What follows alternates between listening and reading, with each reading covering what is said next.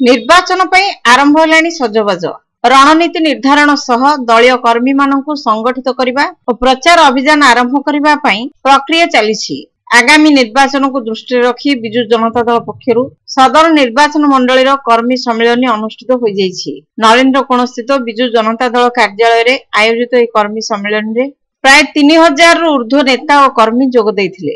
कर्मी सम्मेलन रे अध्यक्षता करथिले दलर जिला सभापति दिवाकर पात्र, सांसद प्रार्थी अरूप पट्टनायक, विधायक प्रार्थी सुनील महांती, सदर ब्लॉक सभापति श्रीप्रकाश मिश्र, जिला परिषद 26 नंबर जोन रो सदस्य मामिना दास, पुरी सदर ब्लॉक महिला बीजेडी सभापति सुस्मिता रथ, पूर्णचंद्र नायक प्रमुख एथिरे जोगदे दिवंगत विधायक तथा जिला सभापति महेश्वर महांती पुरी जिला तथा सदर निर्वाचन मंडली रे करिथिबा विकासमूलक कार्य संपर्क रे विस्तृत आलोचना करथिले।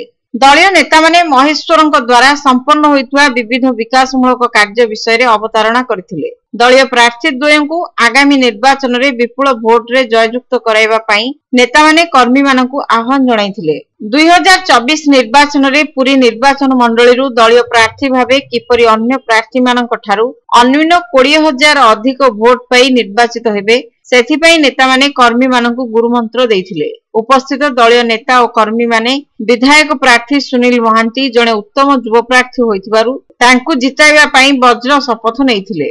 नेता माने कहिथिले जे आगामी निर्वाचन रे नवीन पट्टनायक षष्ठ थर पई मुख्यमंत्री हेबे। बीजेडी सरकार गठन करबा एबे सुनिश्चित, तेणु दलर सांसद और विधायक प्रार्थी को विपुल विजयी कराइबा जरूरी होई पड़िछि।